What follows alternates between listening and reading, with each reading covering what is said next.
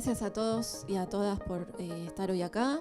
Mi nombre es Julieta Agriano, soy curadora en artes electrónicas y digitales y llevo adelante WIP Arte Digital, que es una plataforma de formación y difusión en artes digitales. Bueno, veo muchas caras que nos vimos el sábado pasado, qué gusto que estén de nuevo. Esta plataforma funciona desde el año 2019. Bueno, busca promover los oficios del arte digital y de investigar también las poéticas tecnológicas. Hoy vamos a estar charlando con algunos invitados que nos van a compartir desde sus experiencias cómo es el diálogo que establecen con las herramientas y cómo sienten ellos en su práctica artística, pero también en otros roles que desempeñan a partir de las habilidades que fueron desarrollando, cómo es esta práctica y este desenvolvimiento entre la técnica y la estética y la producción artística, ¿no? Un poco teniendo en cuenta que, bueno, esto que decía antes, que la técnica tiene de por sí se despliega en distintos lenguajes y esos lenguajes tienen sus propias poéticas. Y por otro lado, este ciclo que comenzó desde el sábado pasado también intenta poner en agenda estos temas para comprender cómo trabajan y para también, digamos, bueno, difundir los oficios que tienen que ver con lo que ampliamente se llama el arte digital, que podríamos decir artes electrónicas, nuevos medios, pero bueno, esto es otra conversación. Así que voy a presentar a los invitados de hoy. Juan, ¿estás bien? Bueno, voy a leer brevemente sus bios resumidas, después se van a presentar ellos. La charla va a durar aproximadamente 1 hora y media y vamos a también habilitar para que hagan preguntas, así que si van surgiendo, guárdenselas un ratito y después las hacen. Bueno, tenemos a Malén Bruna, también conocida como BJ Michigene. Es creadora visual y técnica de video en la escena cultural y audiovisual de Buenos Aires. Su trabajo se distingue por su enfoque en la operación en vivo y el uso del lenguaje visual como una forma de experimentación escenográfica, donde el video se convierte en una parte integral de la iluminación en el escenario. Su trabajo no solo destaca por la técnica visual y la creatividad en la manipulación en tiempo real del video, sino también por su capacidad para integrar de manera innovadora el componente visual con la experiencia escénica y musical. Este enfoque la ha consolidado como una figura prominente en la escena audiovisual argentina, combinando la tecnología con el arte de manera única y evocadora. Juan Pablo Ferlat es un artista multimedia, curador y docente que trabaja en esculturas, instalaciones y sistemas. Realizó obras en colaboración con Charlie Nicholson, Gabriel Balanzi, Silvia Rivas y Teresa Pereda, entre otros.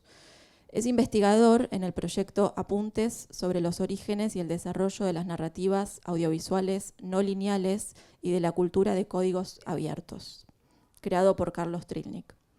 Ha expuesto de forma individual y en colaboración en el Museo de Arte Moderno de Buenos Aires, el Museo de Arte Latinoamericano de Buenos Aires, el Centro de Experimentación del Teatro Colón, el Centro Cultural Kirchner, Paso das Artes de São Paulo, Bienal de Singapur, Bienal de Photofest en Houston, bueno, entre otros. Y aquí a mi izquierda, Julia Motia, forma parte del colectivo...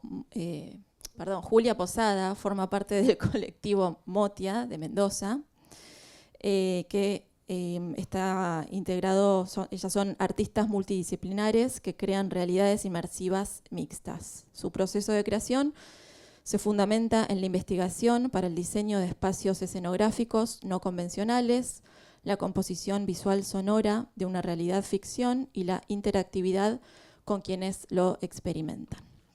Bueno, voy a empezar con una pregunta bastante al grano quizás, que es a partir de estas formaciones que ustedes tienen, ¿qué otras habilidades han tenido que desarrollar para poder llevar adelante su trabajo? Juan, no sé si querés tomar la palabra, y mientras tanto, a medida que ellos se van presentando y intercalando con esta primera pregunta, vamos a ir mostrando en pantalla un pequeño resumen del trabajo de cada uno. Hola, ¿va? ¿Ahí? ¿Sí? ¿Volumen? Sí, la palabra trabajo ya ahí, eso es clave. Yo, digamos, suelo no hablar de obra, sino de trabajo, ya a nivel como personal. Es como un ongoing, un desarrollo sería como una ecología de prácticas, ¿no? Lo que hago. Y después eso va a veces sedimentando en los puntos de exhibición, en lo que se llama obra. Bueno, ahora me distraigo con esto, pero o cuento un poco. Ese es, por ejemplo, el trabajo con Charlie Nichenson, que fue con el que trabajamos hace docente mío en el 2001 en la Facultad de Imagen y Sonido. Y este es como un pedazo de un documental que nos hicieron cuando fuimos al Salar de Uyuni en el 2017. Y traje ese pedacito porque es bien interesante en ese documental como el vínculo de trabajo, que es bastante extraño, como que es como obra de él, pero nosotros somos como un equipo de trabajo juntos hace más de 20 años. Y esto es otro trabajo re distinto para un artista que es un doctor en biología genética, que tiene 62 años, que empezó a hacer imágenes con inteligencia artificial hace unos años, y yo le hago como todo el trabajo de diseño de instalaciones y puesta en escena, que se llama Ariel Wilner, y es como alguien que viene de la biología y las ciencias duras y que hace como ese traspaso a los 60 años con el uso de inteligencia artificial para ese tipo de cosas. Y esta es una obra mía que instalaron acá los genios del CCK, los cuales tenemos presente acá Juan, y que es como eso, trabajo mío, 100% en el sentido de que, bueno, soy responsable total, que es algo para ir desarrollando después, como el trabajo creativo tiene como esas diferentes facetas. Para mí hay algo importante en las libertades y compromisos que se dan cuando uno colabora con alguien o cuando tiene que como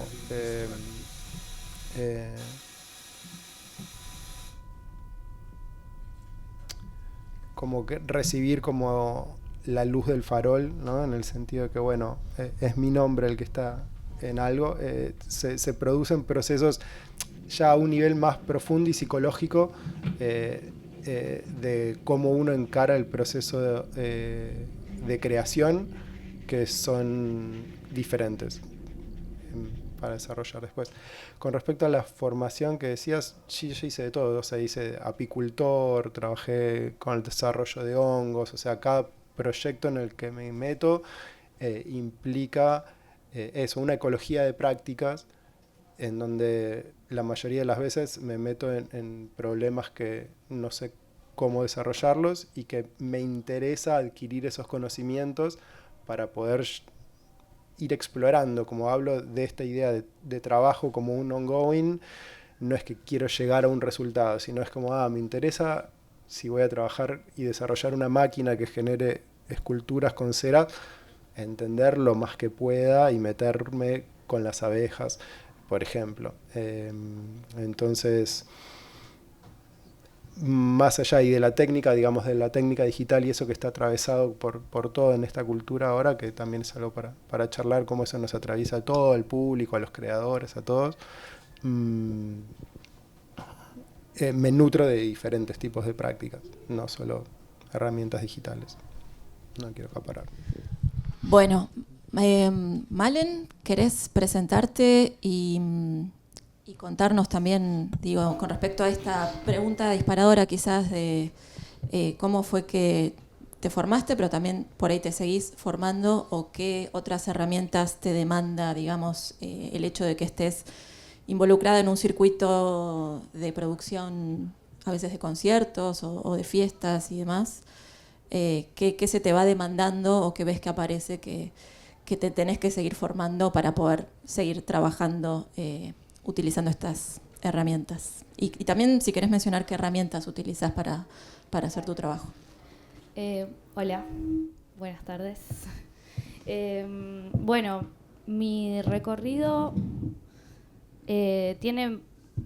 obviamente tiene mucho que ver con adquirir nuevas herramientas, porque hoy en día me dedico sobre todo a la operación de video para shows en vivo, para recitales a gran y media escala, pero arranqué haciendo visuales en eventos muy chiquititos que hacíamos con un grupo de amigues, en casas, en fiestas, poníamos algún proyector por ahí y empezábamos a mezclar video con un software que se llama Resolum Arena. Y a medida que lo iba probando, iba teniendo la experiencia de trabajar también la imagen en movimiento. Yo vengo más que nada estuve pensando de dónde vengo con estas preguntas. Y sobre todo el dibujo, de la pintura, como que hubo un momento que yo me dedicaba más a hacer eso y de repente encontré que podía empezar a mezclar todo eso y trabajar la imagen en movimiento. Y a partir de ahí hubo un momento que fue un momento bisagra, que yo entré a trabajar acá en el CCK, el equipo de video, y ahí empecé a adquirir un montón de conocimiento técnico. O sea, todo lo que toda otra pata del hacer visuales, como que siempre hacer visuales es bueno, ir y mezclar videos. Bueno, también había toda otra parte que tenía que la demostración, que tenía que adquirir esos conocimientos para poder desarrollar logros más grandes, ¿no? Yo siempre tuve el sueño de hacer shows en vivo, o sea, desde muy chiquita iba a recitales en River y quería hacer shows en vivo. Entonces fue un proceso el adquirir esos conocimientos. Digo, el señal de video, de entender cómo hacer para que vos hagas algo en tu compu y salga una pantalla, qué necesitas en el medio, no sé, introducir cámaras en vivo, como que también fue un desarrollo en la práctica, y súper autodidacta también. Yo estudié unos años artes multimediales en la UNA, pero por sobre todo adquirí los conocimientos más que nada eso, en la práctica y como en las oportunidades de trabajo que se me fueron dando. Y mucho también estando acá, teniendo también los equipos, ¿no? Para poder aprender a usarlos, poder adquirir ciertos equipos para laburar, me llevó un montón de tiempo también. Hoy en día cuento con eso, pero era como el huevo y la gallina. ¿Cómo haces para saber cómo usar, conversores de señal cuando no los tenés, o capturadoras de video cuando no las tenés? Entonces, bueno, también medio que en la práctica y a medida que iba teniendo estas oportunidades de trabajo, también fui como expandiendo esos conocimientos. Bueno, Juli, ¿querés contarnos vos también en qué se fueron desarrollando? Y también en el caso de ustedes, que es un estudio, bueno, ¿qué herramientas tuvieron que empezar a utilizar, o cuáles son las que más utilizan, y cómo fueron cambiando también el foco de lo que producen, ¿no? De lo interactivo, quizás ahora lo más inmersivo. Bueno, mi nombre es Julia, no nos presentó la Juli. Está mi socia acá también, la Jime, que somos un dúo en realidad artístico, no es un colectivo tan grande, pero sí armamos colectivos para cada obra o desarrollo que hacemos, porque es imposible para nosotras pensarlo y concebirlo las dos solas totalmente, pero empezamos solas. Hoy en este tipo de productos tal vez más grandes, generalmente sumamos más gente al equipo, pero arrancamos como Malu haciendo también video, mezcla en vivo. En realidad la primera vez que tuvimos la oportunidad de hacer visuales fue en un show electrónico con la Orquesta Sinfónica de Mendoza, y ahí entendimos que veníamos de hacer más que nada motion graphics, más de ese palo, digamos, para hacer publicidades o cuestiones así, pero siempre habíamos querido laburar en el espectáculo y bueno, esa fue una oportunidad y después nos formamos muy en Mendoza, nosotros somos de ahí, nos formamos con las vendimias. Las vendimias nos dieron una oportunidad técnica de tener proyectores, éramos las únicas bichos raros que pedíamos cosas diferentes. Habían habido algunas personas que habían intentado hacer mappings en Mendoza. La verdad que es muy difícil que todo un grupo de gente que viene haciendo algo con cajas de luces quiera hacer algo, porque las cajas de luces, bueno, tienen una cuestión de patrimonio y todo un tema, y nosotros empezamos a investigar bastante en esto, digamos, en hacernos pulpos, le decíamos al principio, mujeres pulpo, porque teníamos que laburar en nuestros trabajos fijos, también yo en un centro cultural, la Jimé en un canal de televisión, tratando de meterle por todos lados y bueno, ir paralelizando el trabajo nuestro de formación y obteniendo proyectos que nos permitieran económicamente poder comprar una compu más grande o así para poder adquirir conocimientos teniendo los equipamientos. O sea, es como también muy autodidacta, obviamente teniendo una formación de grado que, bueno, para nosotras es como re importante porque para nosotras la parte artística y conceptual, digamos, creativa, siempre está muy puesta en la narrativa, por eso decimos que hacemos experiencias inmersivas para espacios, o sea, utilizamos el arte digital puesto en el espacio, en un show, o más fuertemente la parte inmersiva. Hoy hacemos experiencias inmersivas. Lo interactivo ha sido gran parte de nuestro desarrollo para poder hacer obras, siempre en colaboración, porque no sabíamos más la parte técnica de lo interactivo, pero nos sumábamos en colaboración con amigos o personas que saben más de esta parte de otro software, pero siempre, para cada desarrollo o cada proyecto es un desafío, desde meterse a aprender. El año pasado, escuchaba recién a Juan, tuvimos que aprender sobre un proyecto más vinculado también al cuidado del ambiente, entonces nos formamos de cómo, no sé, de monitoreos de aire, hasta para poder desarrollar todo un guión y a partir de ahí ese guión después desarrollar las visuales, o sea, y la música y demás. O sea, es como múltiple, depende de cada proyecto. Ahí vieron que hay un montón de posibilidades, digamos, dentro de esto, digamos, de poder hacerlo. Bueno, teniendo en cuenta, ¿no?, que se desempeñan en distintos ámbitos, en los distintos casos con mayor intensidad por ahí en el circuito de galerías o en conciertos y shows en vivo o fiestas, por ahí para productoras, ¿no? Trabajos comisionados para productoras. Sí. ¿Han notado un cambio, digamos, a esta parte con respecto a 3 años para atrás, por ejemplo, con respecto a la demanda dentro del ecosistema cultural? Ecosistema cultural pensado de manera amplia, ¿no? Ya sea las productoras, la publicidad, el cine, los videoclips para bandas, fiestas, bueno, todo lo que circule, lo que reúne la cultura en un sentido así, desde la producción cultural. ¿Vos cómo lo observás, Juan? ¿Tuviste un cambio en la demanda, en los espacios para los cuales trabajaste o trabajás? Mira, a mí no sé si soy un termómetro de nada, pero sí hay algo que a mí me da escalofrío, que es como una especie de reinterpretación de la teoría de la comunicación. Ahora, digamos, el medio es el mensaje, llega a un nivel que es contenido todo. O sea, lo único que importa es llenar. Tengo una pantalla de LED de tantos metros y ya no importa qué es lo que voy a mostrar ahí, sino que es como contenido. O sea, la palabra contenido me parece que es como la pauperización total de la teoría de la comunicación. Es como lo que único que importa es llenar. Ese es el, digamos, y hay como fusiones por todos lados sobre, digamos, qué es arte y qué no es arte, y la verdad que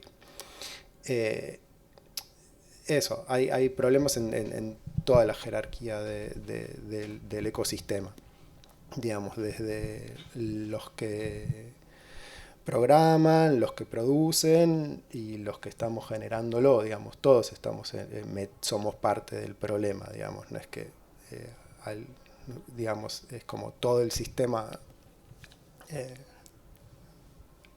Estaba terminando de leer el último libro de Bifo Berardi, que es como, incita directamente a la retirada total. ¿No? Como bueno, ya todo el sistema se lo come todo y regurgita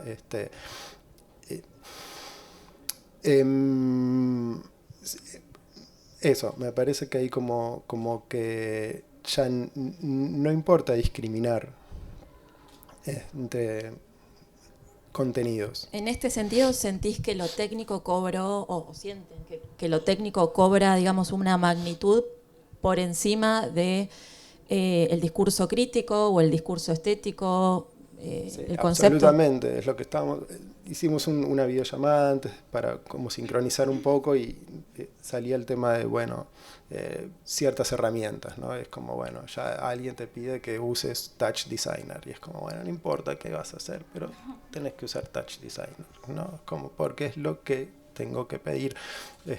Yo en una época, cuando tenía 23 años, tuve la suerte de laburar un tiempo en televisión y no volví nunca más a laburar en televisión, porque fue un espanto. Era productores que no tenían la menor formación, que me venían y me pedían contenido en 3D y no sabían la diferencia entre 2D y 3D, simplemente porque el que estaba arriba de él le dijo que se me lo tenía que pedir en 3D. Y es, pero bueno, ¿sabes lo que es la diferencia entre 2D y 3D? No importa, te estoy pidiendo que lo haga 3D. No, pero esto tiene que salir al aire en 45 minutos y si yo lo hago en 3D, en ese momento te va a llevar 1 hora y media de render. O sea, no hay manera que lo haga. Y es como que ese tipo de situaciones, por supuesto, pasa. Y bueno, ahí para mí también eso, nuestro trabajo es poner ciertas líneas de corte, o sea, cómo te vinculás vos con lo que estás haciendo y qué compromiso tenés con lo que estás haciendo. Digamos, para mí hacer arte es un trabajo de conexión con el misterio de lo sublime, ¿no? Como lo más profundo y misterioso del ser humano y maravilloso. Después, lo demás es como otras situaciones, qué sé yo, es contenido, no sé cómo decirlo. Como, ahí hay que ver eso. Yo me lo tomo en serio, o sea, como que hay... Marta Satoye, que era la docente de estética en la UBA, hablaba de que había como 2 vertientes que convergen, ¿no? en el trabajo artístico. Una es la sublimación, que tiene que ver con algo profundo, inconsciente, cuando uno baja esa información, cuando está haciendo arte, que es como cuando vos haces algo y decís, wow, hice algo que ni me imaginé que yo lo podía hacer, ¿no? Como sublimé algo, lo pasé por algo que es más de lo que yo podría haber hecho lógicamente, racionalmente. Como que logré tocar algo que bajó de algún lado, lo sublimé. Eso no es expresión, digo, cualquier trabajo de autoexpresión no es arte, ¿no? Y después está la otra vertiente, que es el compromiso consciente, que es como el compromiso de ser un operador cultural y que estás afectando la cultura, y si entendés mínimamente la cultura te das cuenta que nos permea a todos, a los políticos, a los científicos, a absolutamente todos los seres humanos que estamos. Entonces, si estás siendo consciente y tenés un compromiso como operador cultural, tenés que entender que lo que estás haciendo está afectando a todo el ecosistema y a la humanidad entera. Pero ¿cómo equilibras entonces eso? Porque me imagino que también, por ejemplo, en tu trabajo artístico o en el trabajo artístico de ustedes, en la búsqueda artística, ustedes pueden, como sublimar y tener otro tipo de conexión con lo que están trabajando, con la materialidad con la que se involucran. Pero después hay trabajos, no sé, comisionados, o en el último caso, el que presentabas acá con Ariel, que hiciste de curador, ¿no? Pero también tuviste que producir contenidos y me imagino que te comisionó cómo quería, desplegar su obra. Y bueno, obviamente se generan contradicciones entre lo que vos harías o cuál es tu compromiso y tu posicionamiento y el requerimiento que viene de afuera para el que trabajás y con el que tenés que cumplir. Digo, me imagino que ahí es donde, aparecen las contradicciones. Cómo se promedia o cómo se equilibra esas sensaciones y esas situaciones que aparecen, ¿no? Trabajando con lo que es la materialidad digital, en la cual donde estamos en una cultura en la cual lo tecnológico tiene un valor per se también, ¿no? Hay como una idealización de la tecnología y todo lo que despliega tecnología se ultravalora y muchas veces en detrimento de otras dimensiones de lo que se está viendo o escuchando, ¿no? Como por ejemplo el posicionamiento o el criterio estético y demás. ¿Cómo se enfrentan a eso? Bueno, es un desafío todos los días, Juli. Por un lado, a veces pasa que en nuestro caso, nosotras siempre como que ponemos la parte de, digamos, a nosotros nos gusta siempre contar alguna historia, o sea, que haya algo detrás de la obra, incluso a veces cuando es un producto comisionado, que no es una obra más nuestra, o digamos, puede ser para, por ejemplo, BBVA, que hicimos un inmersivo en un lugar y que teníamos que contar una historia. Obviamente, a veces pasa que uno tiene esa contradicción de decir, che, estoy utilizando todo mi arte, todo mi desarrollo, todo mi conceptualización, en ponerlo en esto que tal vez no sé si es lo que, incluso en contradicción con lo que uno piensa, ¿no? Es como complejo, pero siempre tratar en nuestro caso, tratamos de llevar a las personas que la parte de contratación, digamos, llevarlas a tratar de nosotros buscar una investigación también a través de eso. O sea, cómo nos enfrentamos, creo que es decir, bueno, esto que tal vez me da de comer o nos da la posibilidad de poder desarrollarnos también en otras cosas, utilicemos también esos proyectos para poder, poder entender y poder aplicar esto después en una obra o en un desarrollo de contenido, no, de concepto cultural más fuerte, o sea, más que nos identifique. Entonces, por ahí hay veces que creo que utilizamos a veces eso, un desarrollo técnico, el poder de utilizar este tipo de proyectos que nos den la formación para poder después aplicarlo en una obra nuestra y poder decir lo que queremos decir, digamos, en otro lado. A veces que es como una parte también de lo que nos pasa contradictoriamente en muchos aspectos de la vida, no solamente en el trabajo, digamos. Que a veces uno hace una cosa para poder desarrollar otra, ¿no? Creo que es un poco eso, ir intentando mediar entre esas dos partes y bueno, cuando tenemos la oportunidad de desarrollar una obra nuestra, porque a veces también pasa que desarrollar una obra de arte digital no es barato. O sea, necesitas un proyector, necesitas una pantalla o necesitas algún, digamos, incluso hardware para desarrollarlos, computadoras que no son baratas, que es difícil, que a poquito uno lo va incorporando, va incluso con lo que decía Malu recién, o sea, tenía acá todas las cosas del CCK para poder desarrollarme, digamos, y si no tenés ese tipo de oportunidades, digamos, y tal vez nosotros en ese proyecto de BBVA particular tuvimos la oportunidad de hacer un mapping inmersivo de 13 proyectores, nunca habíamos pensado en decir que vamos a tener un mapping inmersivo de 13, y hoy estamos pudiendo desarrollar, teniendo el conocimiento, haber entendido cómo hacer para producir 13 salidas de proyectores, cómo tenemos que hacer, bueno, eso, cómo lo aplicamos hoy en una obra nuestra que sí tiene una idea, un concepto y una investigación que justamente tiene que ver con esto de la tecnología y los cuerpos posorgánicos, bueno, todo un mambo que ya cuando tengamos la oportunidad la estamos desarrollando en este momento, pero tiene todo un análisis, digamos, de qué somos hoy los seres humanos cuando tenemos dispositivos que casi son extendidos de nuestro propio cuerpo. Entonces, bueno, un poco eso. Creo que estamos lidiando todo el tiempo con eso, ¿ya? Poder autoproducirse, tal vez haciendo otro tipo de proyectos. Y adquiriendo además como las herramientas, también enfrentándose a esos proyectos, ¿no? Exacto, sí, sí. ¿Malu? Me quedo pensando porque hace mucho que, bueno, no sé tanto, pero no suelo generar obra propia. O sea, suelo trabajar más que nada con en proyectos en donde yo manipulo el contenido o los contenidos de video. O sea, entonces,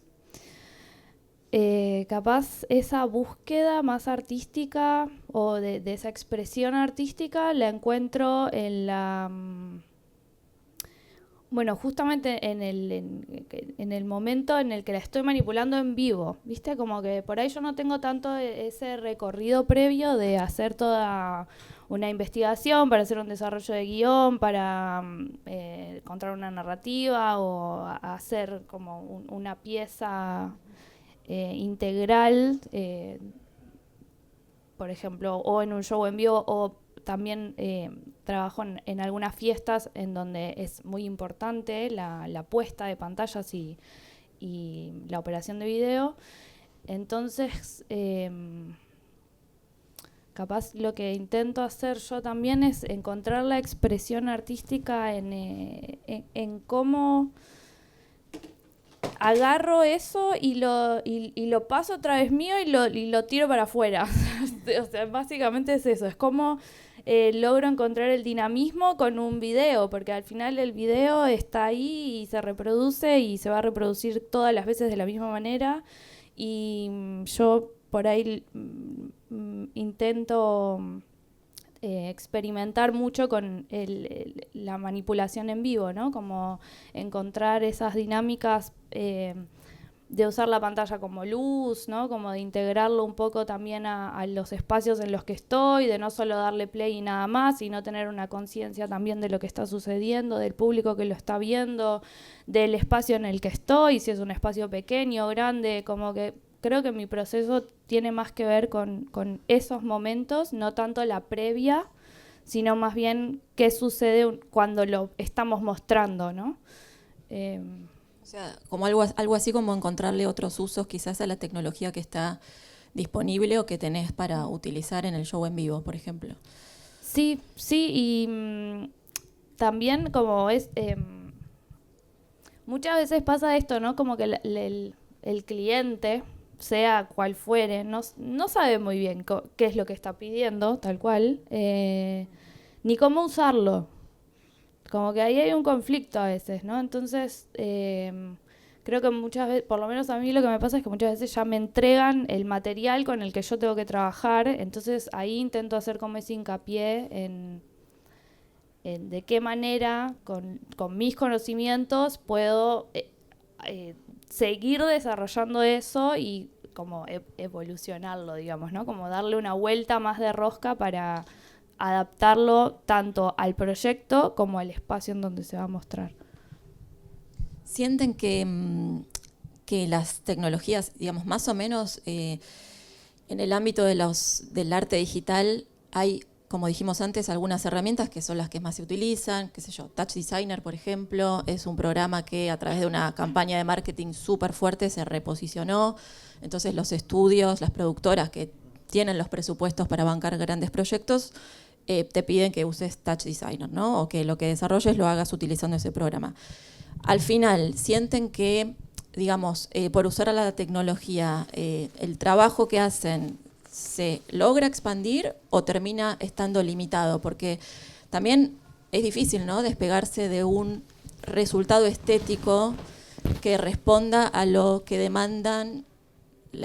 se demanda al artista digital. Digo, hay algo muy establecido, me parece, en general, más que nada hablando de visuales, ¿no? Después, con respecto a instalaciones, eso creo que tiene un poco más de amplitud y posibilidad de variaciones, pero en cuanto a las visuales, pareciera que hay como un gusto estético globalizado en donde se reconoce como arte digital cierto movimiento de imágenes, ciertos colores, cierta paleta de colores incluso. ¿Cómo trabajan con eso? ¿Cómo sienten que pueden despegarse o se sienten limitados, digo, con las tecnologías? ¿O logran a veces sentir que pueden explayarse o despegarse de esa especie de estandarización que a veces pareciera que se potencia cada vez más? Voy a volver a hablar. yo me siento re presionada con tener que saber usar un montón de programas que son re difíciles. No los sé usar. Los conozco, los he usado alguna vez porque era como, bueno, a ver, fíjate si los podés. Touch Designer, ¿cómo no vas a saber Touch Designer? Vos sos VJ y haces visuales. Bueno, no sé. Y After Effects hasta ahí. Y no sé, y el otro programita hasta ahí. Bueno, pero sí sé mucho del programa que uso. Y lo exprimo al máximo también, ¿viste? Como que siento que a veces pasa un poco eso que... Lo que comentabas, como quiero una imagen 3D, no, sí o sí quiero que sea con Touch Designer. Bueno, también puedes llegar esos resultados de otras maneras, con otras herramientas, pero bueno, pareciera ser que si lo haces con ese tipo de programas, entonces es mejor o vale más.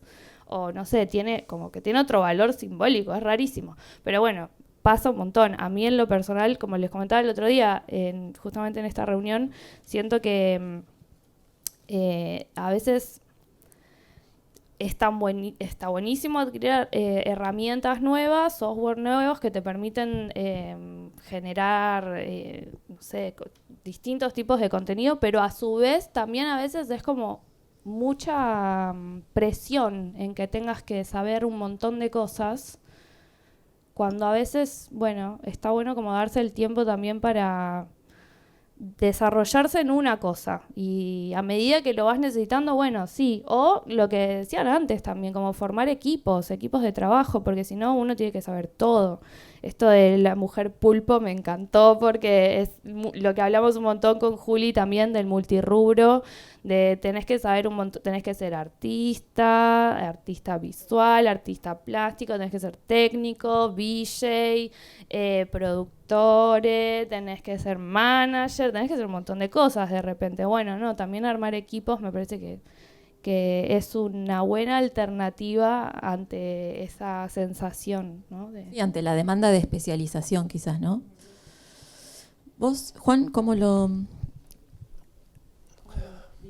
Sí, es parte de esa misma estupidización generalizada con la tecnología que tiene un trasfondo medio mítico, ¿no? Ya casi religioso, con que pensar que la tecnología va a rescatarnos de la estupidez, ¿no? Es como, no, bueno, tengo el celular con 48 megapíxeles, ahora voy a hacer gran fotos, ¿no?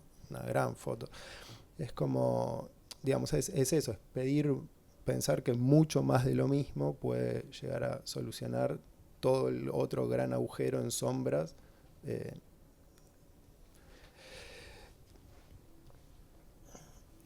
Y también tiene que ver con eso, con que también es la parte peligrosa de nosotros como creadores también, es no entrar en esos juegos para no criar generaciones de espectadores, como vos decías, que bueno, y si uso la paleta de dopamina, claro, les voy a pegar un chutazo, viste, claro, lo meto 27.000 colores a 120 frames por segundo, con un rango, con un gamut de la pantalla esta, y claro, y si no tienen un ataque epiléptico es de casualidad, ¿viste?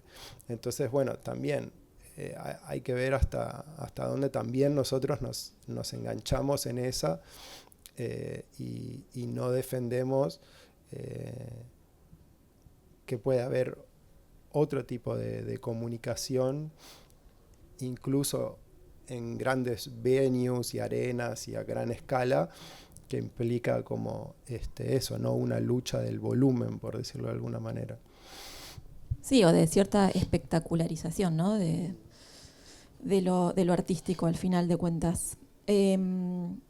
Bueno, no sé si hay preguntas del público que quieran hacer. ¿No? Sí, Juan.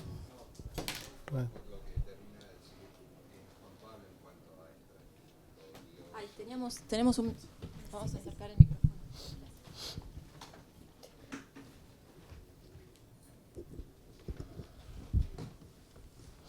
No, venía a cuento de lo que comentaba Juan Pablo Ferlat.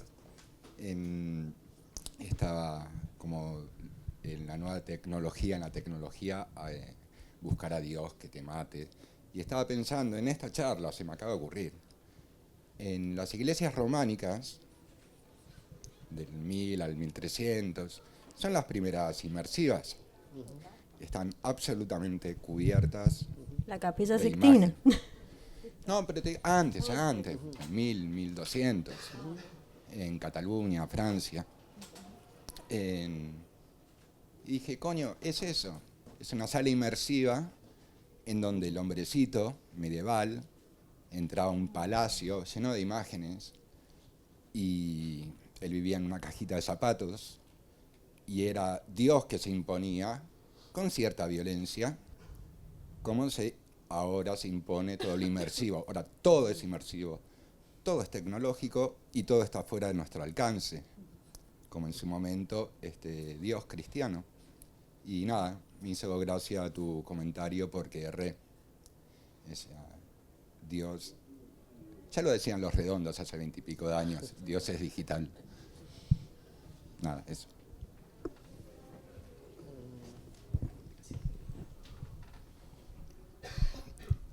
Es que absolutamente lo que, o sea, eso, si entendés el trabajo artístico es conectar con eso innombrable y sagrado.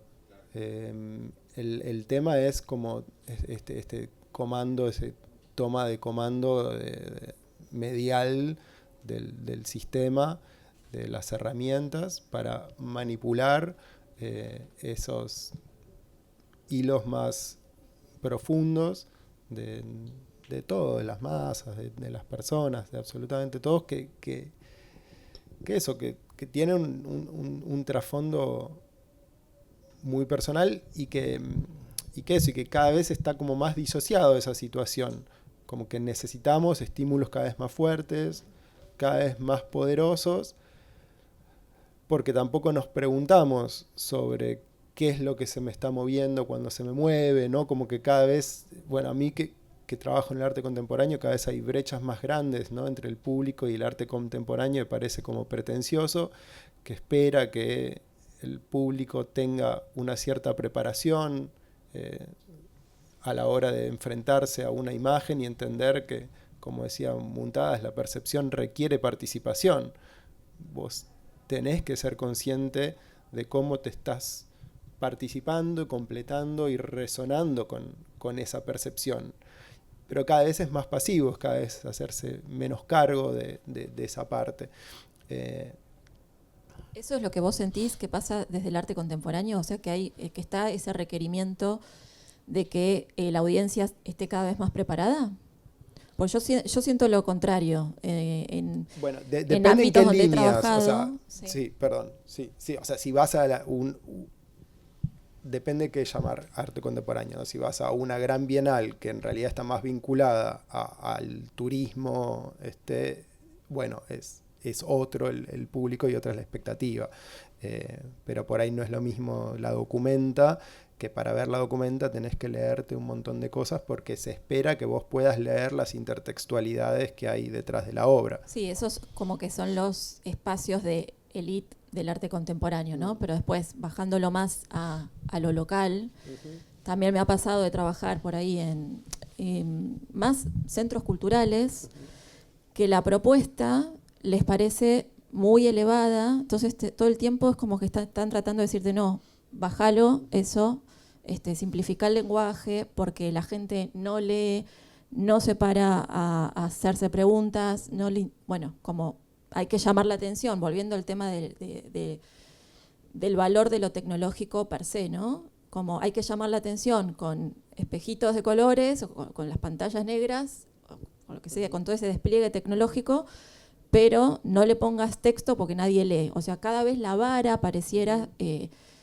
o sea, como que hay que subestimar cada vez más a la audiencia de alguna manera, ¿no? Como sí, que está esa brecha y está del lado del público también, que dice eso, lo haría mi sobrino de 5 años, ¿viste? Como que, como que también está esa expectativa de que el arte contemporáneo es como, no sé, un académico que estudió, hizo 2 doctorados, pero yo lo quiero entender en 5 segundos. Qué pretencioso que es. Y bueno, qué sé yo, ¿viste? Como que hay de todo, ¿no? Digo, como que la brecha esa está cada vez más y en el medio está el espectáculo.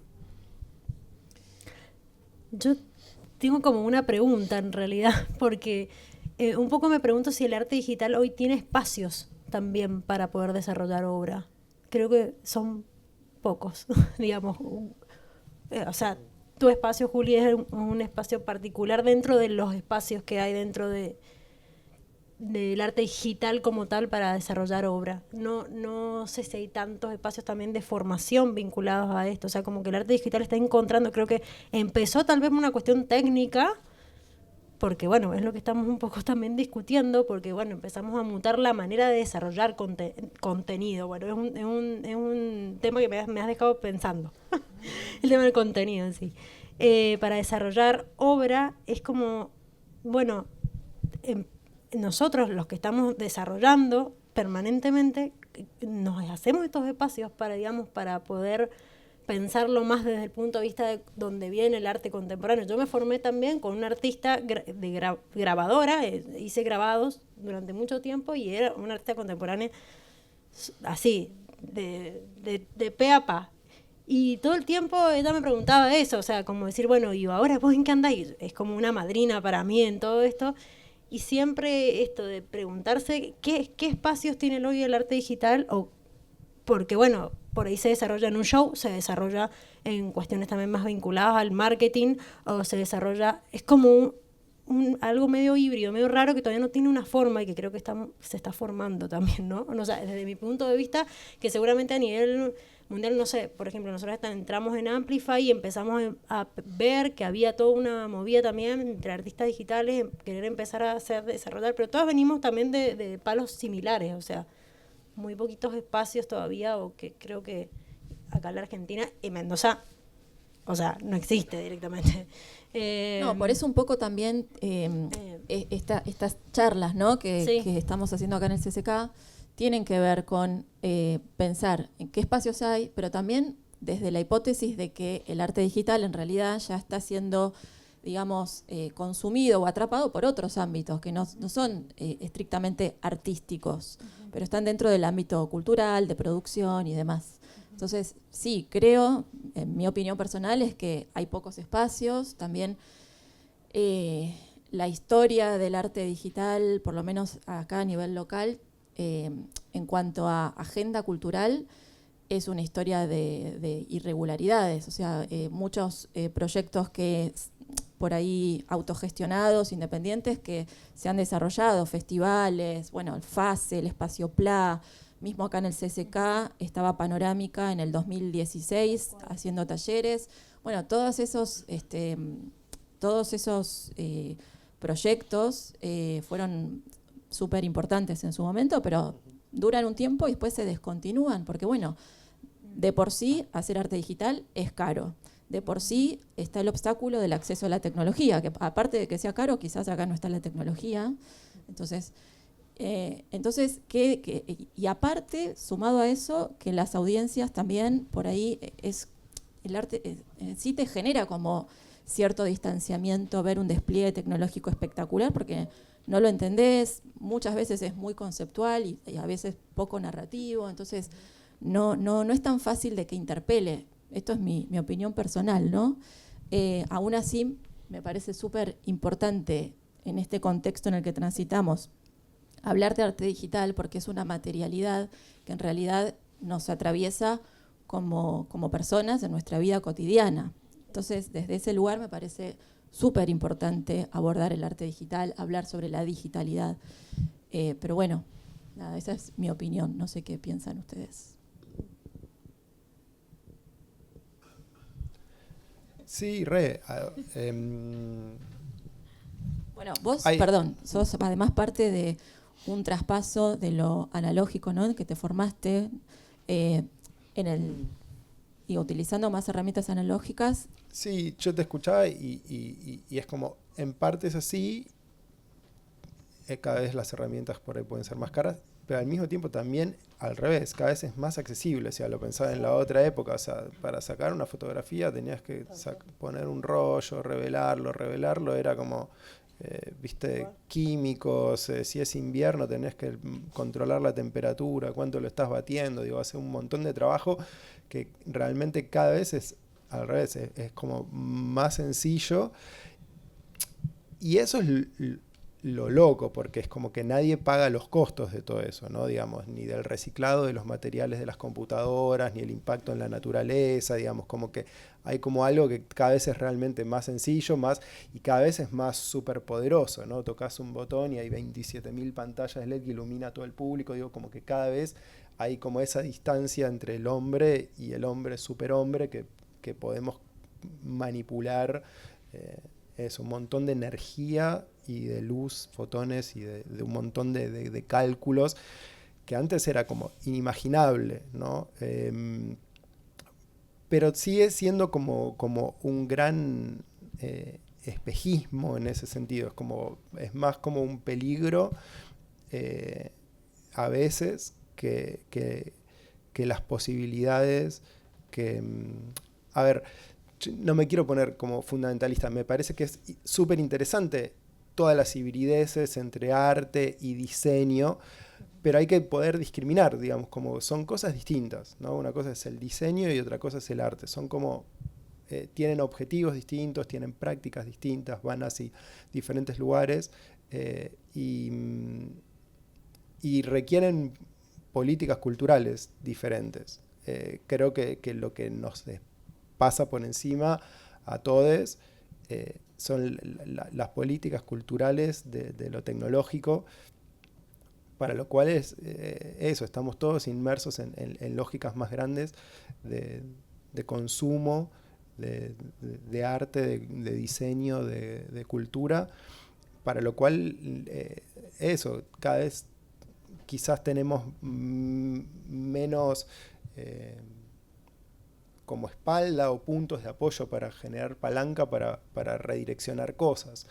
Es como más difícil poder salir del mainstream, ¿no? Y hay muy pocos que logran generar proyectos que entienden lo mainstream desde otro lugar. Cuando vos me hablabas hoy yo tengo la suerte, pero porque lo he elegido y lo padezco a veces, de que los proyectos que me llegan, o sea, hago cosas que solamente las haría gratis. Hago solo cosas que me interesan. No me pongo en una situación de sentirme incómodo con nada de lo que hago. No obstante lo cual, entiendo que a veces cuando me llega un requerimiento, se espera de que el que llegue al lugar, al público, agarre el celular y saque en un estado de éxtasis espectacular y grabe.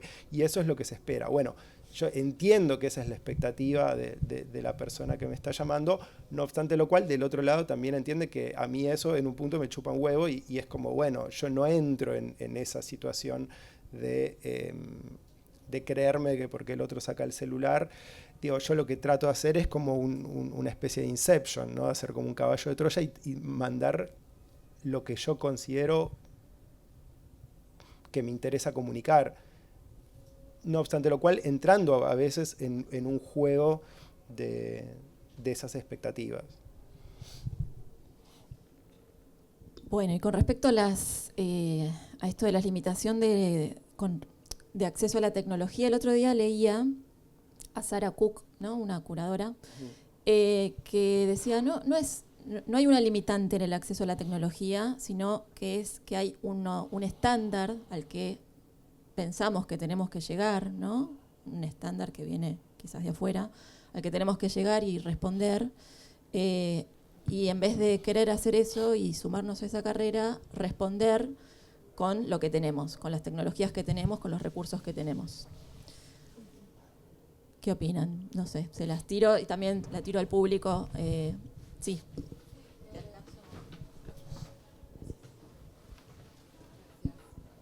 Sí, yo con eso tengo una experiencia que también me pasa, ¿no? Como mucha presión de decir, yo soy estudiante, casi ya termino la carrera de producción audiovisual en la UNTREF. Y nada, ya, no sé, el hecho de construir un bueno, un guión no, pero el hecho de construir un cortometraje, si no lo haces con tales estándares de calidad, por ahí no puedes entrar en festivales, no puedes, bueno, todo eso, ese gueto que se forma. Y hace un año más o menos que entré como en el mundo de las visuales y como encontré un lenguaje que realmente me gusta mucho, y encontré también que tenés que tener 32 GB de RAM, una super placa, aprenderte 1000 softwares, cuando yo usaba After por curiosa y pensaba que con eso ya estaba, y no, empecé a entrar y necesitas muchas más cosas. Y también es esto de, bueno, pará, yo en no me voy a meter, como construir el propio lenguaje con lo que tengas. Y a lo que iba con esto es que yo viví 9 años en el Bolsón, empecé a estudiar allá, y fotografía estudié desde muy chica, y allá se me ocurrió dar un taller de fotografía para niñas de los barrios pobres que hay como en las afueras del pueblo. Y nada, son niños que por ahí había un celular viejo en la casa, y con ese celular viejo me han llegado a conmover hasta las lágrimas con alguna foto.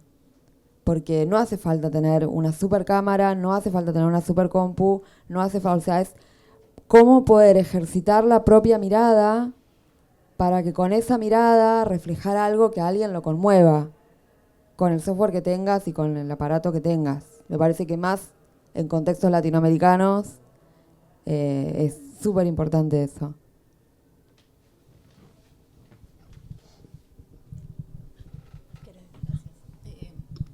Nada, no sé, ¿qué piensan ustedes? Por mi parte, coincido con eso en el sentido más artístico, pero también lo que sucede es que, y un poco lo que se plantea en esta charla, es que para poder vivir de esto, ¿no?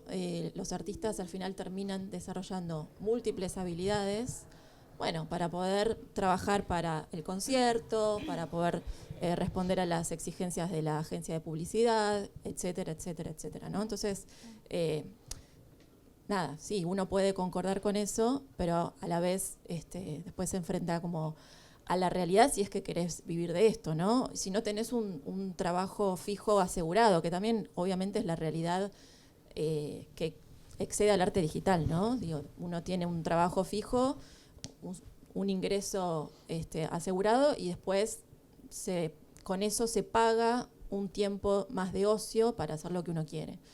Es la realidad generalizada hasta que conseguís por ahí eso, como vivir de esto, pero bueno, eso requiere estas demandas de las que estamos tratando de poner en la mesa, ¿no? De trabajar para uno, para otro, para las productoras, y bueno, y ahí están estas demandas, porque también lo que decíamos antes, estos requerimientos vienen desde arriba, ¿no? Desde el que te pone la plata para que hagas el video, que te pide, hacelo en Touch Designer o quiero que lo hagas, pero con esto, o sea, te traen, me imagino, la refe. Quiero esto, te mando esto. Yo creo, o sea, creo que sí, que obviamente que tiene que ver con las tecnologías, y a mí lo que me parece que estaba buenísimo de la charla, esto que interpela un montón también como artistas, digamos, posicionados como artistas, te tenés que convertir en productor, manager, de todo tuyo, o sea, vos tenés que ser técnico, todo, para poder desarrollarte en este mundo, digamos que es tan múltiple. Por un lado, o sea, el otro día decíamos que no se vuelve una catarsis la charla, digamos, o sea, como que por momentos pasa eso, que uno cae siempre en esa catarsis. En mi experiencia, obviamente que por momentos estoy catártica, pero por momentos también digo, bueno, el nivel de expansión, de posibilidad que también me ha dado esto es como decir, bueno, me he metido en un montón de lugares que nunca pensé que me podía meter gracias al arte digital. Aprendí el año pasado un montón sobre esto, el cuidado del ambiente, un montón de técnicas posibles que nos permitieran. Y bueno, si lo miramos también desde un punto de vista más positivista, digamos, por así decirlo, está buenísimo que esto pase y que empecemos a preguntarnos cómo hacer para poder empezar a cambiar el rubro, la modalidad, o si ya está pasando esto, creo que está buenísimo. O sea, desde ese punto de vista lo veo como nos estamos preguntando y reflexionando de cómo podemos hacer para, no sé si es que cómo podemos hacer, es como primero reflexionar qué es lo que está pasando, y a partir de ahí empezar a ver, esto, ¿de qué se trata? Digamos, ¿de qué se trata el arte digital? Se va hacia un lado, va hacia el otro, no sé, es como, por un lado lo que dice ella es verdad, se puede llegar a generar algo con una técnica, por otro lado lo que vos decís también es verdad, es muy complejo hacer una obra grande si no tenés la tecnología o el hardware o la necesidad. Pero bueno, es como creo que hay una multiplicidad de ideas posibles que hay que empezar a, no sé si es que a ordenarlas, no sé si es a ordenarlas o empezar a reflexionarlas ya esta vez un montón. O sea, está re bueno el espacio, digamos, en sí.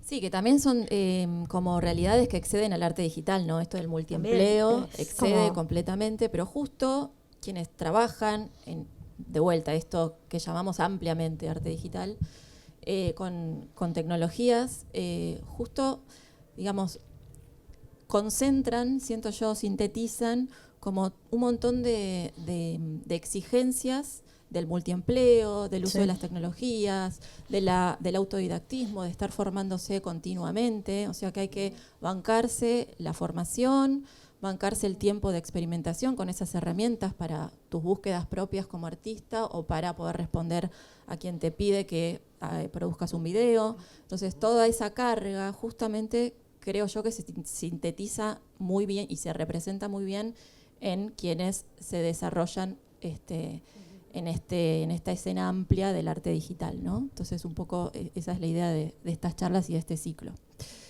No sé si alguien tiene preguntas. Yo me gustaría hacer una breve pregunta. ¿Puedo? Permiso. Bueno, ¿cómo están?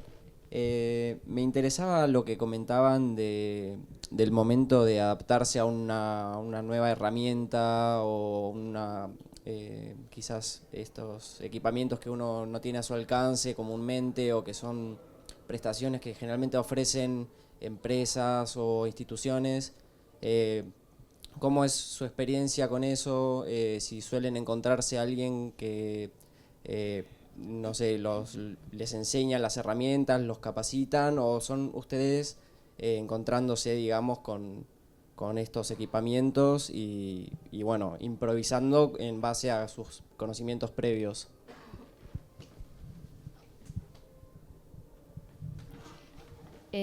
A mí, yo cuando arranqué a laburar con visuales, mi compu no me daba para hacer por lejos lo que hago ahora, pero inclusive en ese momento.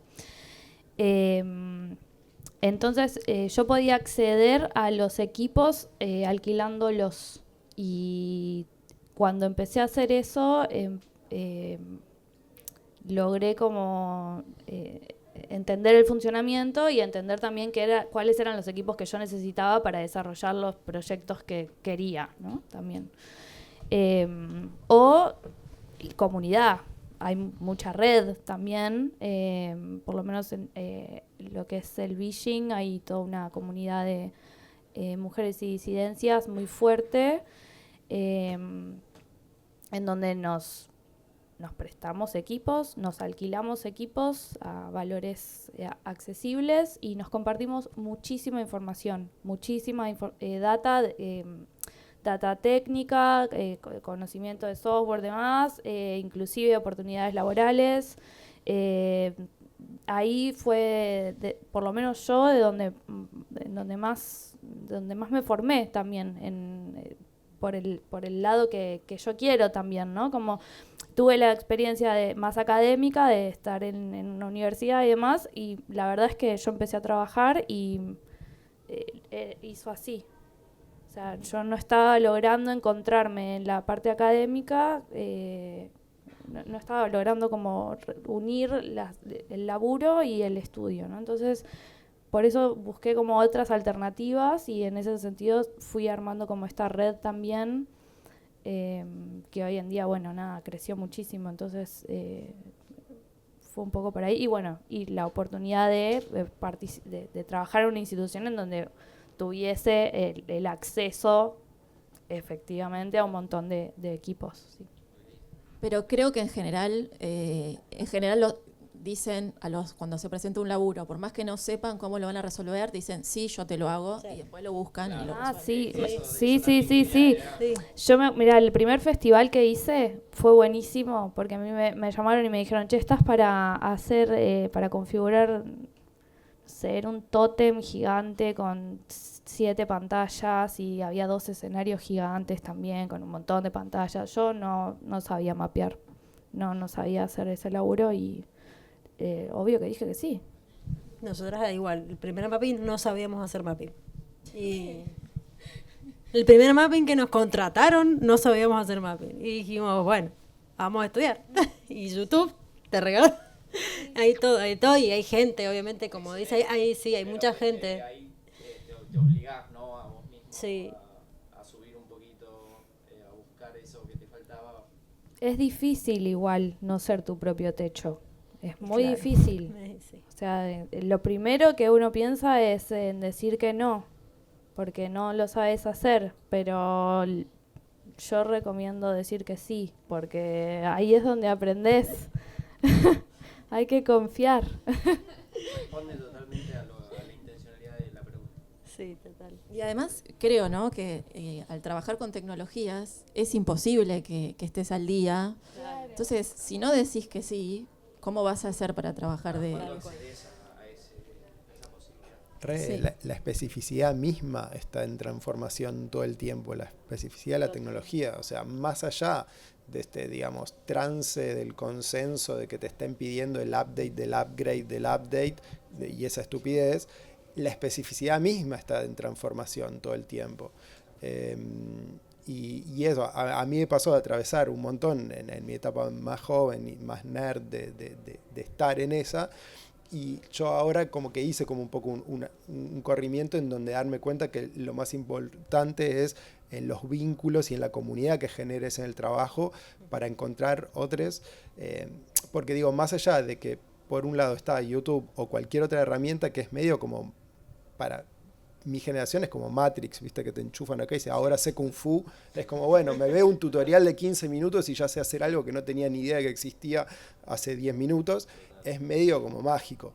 Y está buenísimo, pero al mismo tiempo todo eso consume energía, tiempo y un montón de cosas. Sí, hasta que lo incorporás, digo, creo que también hay que derribar ese pensamiento de que es mágico, porque sí, lo ves en YouTube, pero hasta que lo aplicás, digo, todo y te eso... saca horas de sueños que salud, o sea, básicamente. El sueño es salud. Y yo entendí que para mí mi trabajo es encontrar mi propia voz. Como creador, ese es mi trabajo. Y después, si necesito asociarme, desarrollar los vínculos sociales para asociarme con alguien que por ahí esté especializado en algo, y desde ese trabajo mío de encontrar mi propia voz, poder potenciar y hacer que esa persona logre hacer algo que nunca podría haber hecho solo, porque lo llevo para otro lado. Entonces digo, bueno, vos conoces esto que yo no, pero yo te doy como un espacio creativo y de contención para que eso pueda surgir otras cosas. ¿Había otra pregunta por ahí, puede ser? ¿No? Bueno.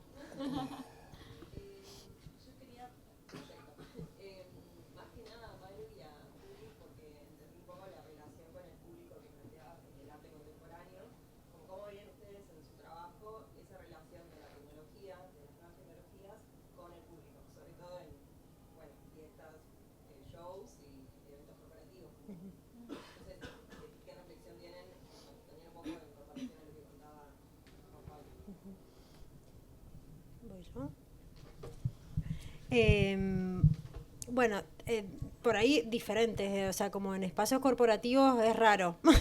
En algunos aspectos está buenísimo y en otros no, dependiendo de cómo se posicione, digamos, el desarrollo de lo que estamos viendo. Por ejemplo, hay algunos en los cuales es más una cuestión más de ambiente y eso es raro porque como que está ahí, está súper espectacular apenas entras y todo, bueno, pero después termina ahí. El tema es por ahí, a nosotros nos gusta mucho más la parte de narrativa de show, entonces ahí sí, cuando hay toda una digamos, una pequeña película inmersiva con contenido digital, o sea, más con desarrollada, nosotros lo hacemos todo con 3D, 2D, After, o sea, utilizamos un montón de herramientas para poder hacer esa historia en la cual no rodamos casi nunca. En algún momento hemos hecho algunas cuestiones más con rodaje, digamos, también, pero cuando existe eso, digamos que hay algo pensado, una historia, ahí sí se produce algo más interesante, digamos, en las personas. Nosotras ahora como que estamos muy puestas en el ojo en decir, che, estos espacios inmersivos tienen que producirse, tienen que generarse también para que se generen ciertos encuentros, porque muchas veces los eventos sociales, incluso, digamos, que puede ser desde un evento de marketing o puede ser una obra artística, incluso una obra o ir a ver un artista, implica que seguimos con los celulares, digamos, y el contenido digital que consumimos permanentemente está ahí y a veces estamos como, bueno, estamos en un lugar pero no estamos.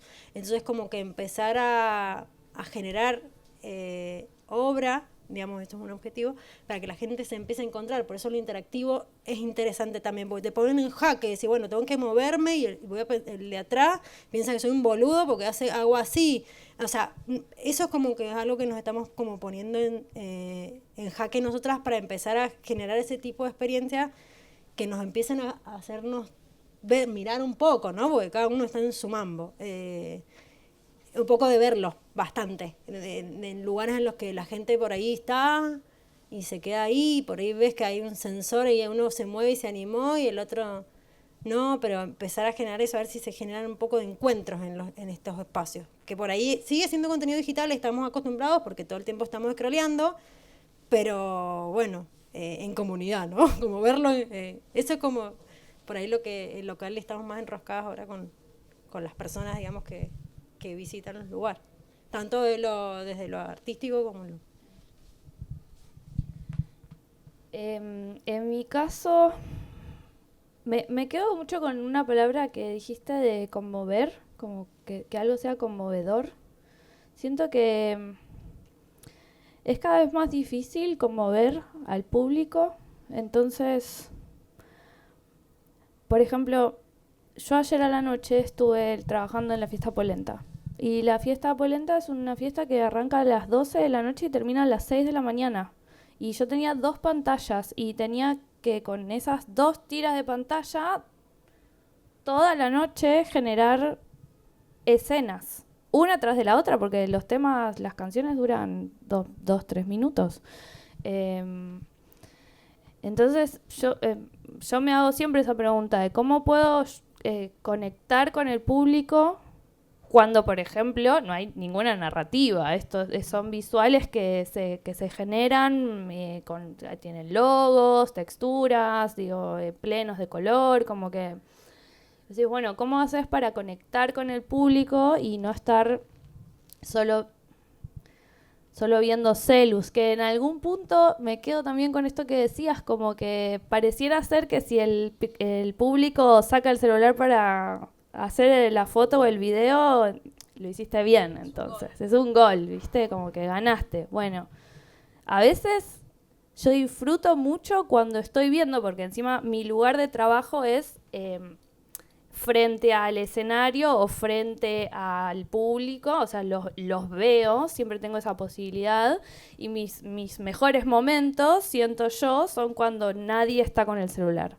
Porque siento que esos son los momentos en los que el público está disfrutando, sea en una fiesta o sea en un show también, ¿no? Generar esos momentos conmovedores, o sea, que vos ves que el público está conectado con lo que está pasando.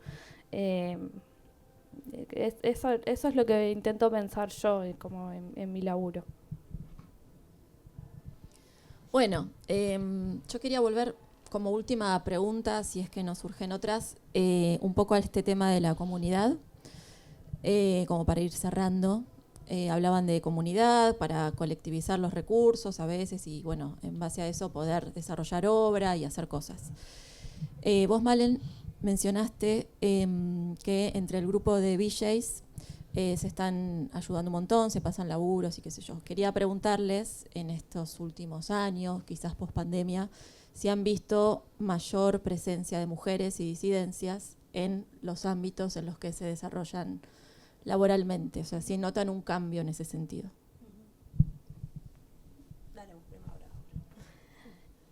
Bueno, en el 2010,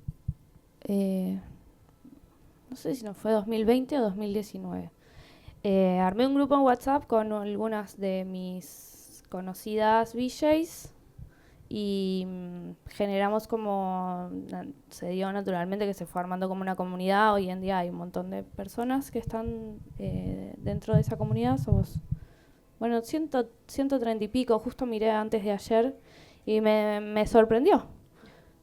Me sorprendió, dije, wow, cuántas y cuántos VJs que hay, ¿no? Dentro de ¿Eso la fue en el escena. 2019 que lo armaste? Sí, me parece que sí, fue 2019. ¿Ese es el grupo general o el grupo de mujeres?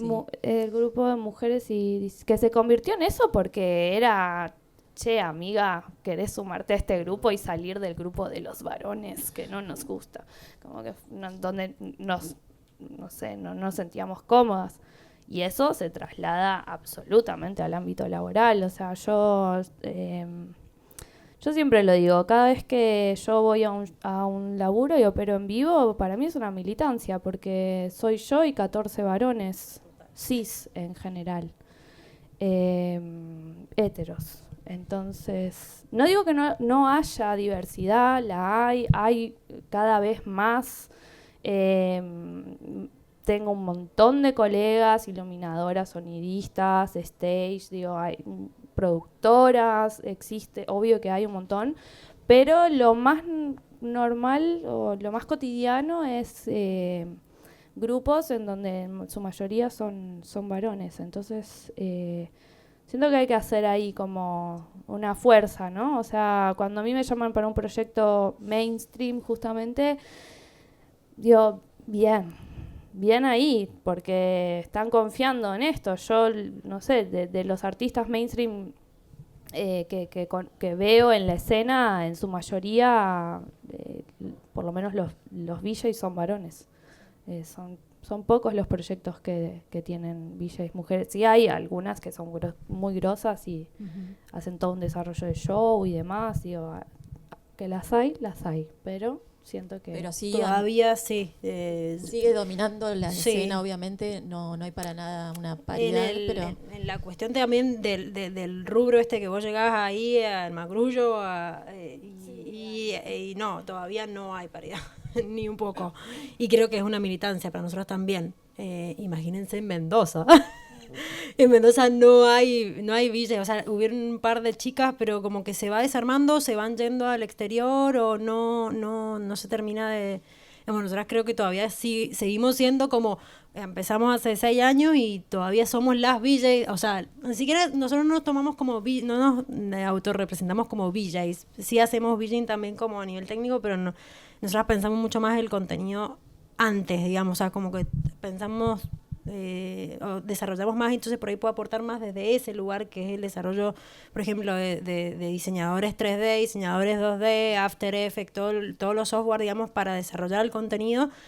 Y también nos sigue costando bastante encontrar también, o sea, hay, pero no, y eso que la conexión es como mayor muchas veces, incluso con las personas que hemos desarrollado obra con mujeres, pero nos cuesta desarrolladores 3D. Hay muy pocas mujeres. Nos cuesta bastante y a veces conectamos mucho más generalmente con las mujeres. Pero tal vez la manera en cómo encaramos los proyectos y demás. Pero sí en producción, elaboramos un montón de productoras, hay más productoras, por ejemplo. Pero, o sea, productora ejecutiva, digamos, mucho pues, en esa parte. Pero, de hecho, nosotros siempre tratamos de que nuestro equipo sea mayormente de mujeres por una cuestión de militancia, pero nos cuesta en encontrar sobre todo, porque hay formación, pero también es como, no sé, se diluye, no sé si es que no nos encontramos entre nosotras, o sea, tal vez más en la parte de VJing. Ahora hemos conocido a muchas por Amplify, digamos, por ese programa, pero... nos cuesta todavía. Yo pienso que también tiene que ver con tener menor acceso a oportunidades. Sí. O sea, en general se convocan entre ellos y eso pasa un montón. Es lo que se da en la escena ahora, digo, lo estamos intentando cambiar, no digo que no sean profesionales o que puedas tener un re buen trato y re buena relación con colegas, pero sí creo que es más difícil a veces encontrarse con mujeres dentro del arte digital. Igual no puedo dejar de pensar que conozco tantas y me da mucha felicidad, o sea, digo, qué bueno, sí. ¿no? Como qué bien, pero sí siento eso, como que capaz también tiene que ver con eso, con que bueno, se le da más oportunidades a veces a los varones y entonces por eso, bueno, el crecimiento y el desarrollo profesional O hay que aguantar muchas cosas también para lograr llegar Sí. sí, también. al back de... Claro, o sea, eso hay que sí. pasar muchos obstáculos. Como ¿no? También ponerte para- el chaleco y salir y ponerte en esa posición de subirte y que, o sea, como que plantar postura. Y a veces que algunos Sí. dirán, no, Tener que bueno, estar demostrando, ¿no? todo el Como tiempo, sí. yo Y- sé hacer mi yo- trabajo. Exacto. Si necesito ayuda, te voy a pedir. Sí. Sí, o incluso ponerse par, digamos, si hay algo que no lo sé, te lo puedo preguntar y que no sea una posición de inferioridad. O sea, como realmente a veces pasa eso, que decís, bueno, hay algo que no lo sé, lo voy a preguntar y es como, uff, dijiste algo que no sabés, te miran como diciendo, esta no va a poder operar el show, y es re loco eso.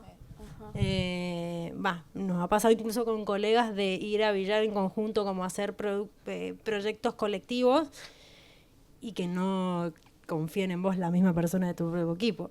O sea, es duro eso. Pero bueno, nada, ahí seguiremos. Bueno, Qué importante, gracias, chicas. Resistiendo. no sé si hay alguna pregunta. Ya estamos cerrando. Si no es así, les agradecemos a los equipos del CCK por habilitar este espacio, muy valioso para todos. Y también a ustedes por haber venido. Les quiero recordar que el próximo sábado a las 17 tenemos otro encuentro que va a tratarse sobre las residencias internacionales de arte digital. Vamos a contar con una representante del British Council y después con 2 proyectos locales que trabajan para el intercambio y la circulación de los artistas. Así que bueno, los invitamos a venir y luego el 21 y el 28 de septiembre vamos a tener talleres. El 21 un taller sobre arte en colaboración con máquinas, que es un taller de inteligencia artificial donde se va a desmenuzar bastante de qué trata esto de los modelos de difusión y cómo trabajar con estos de manera un poco más controlada y buscando una mayor identidad estética en los resultados. Y por último, el 28 va a haber un taller sobre visuales, para hacer visuales en vivo, que lo va a dar Dana Cosi. Así que bueno, nada, gracias de nuevo por venir, gracias a les invitades por haber venido. A vos, Juli. Gracias, Juli. Gracias.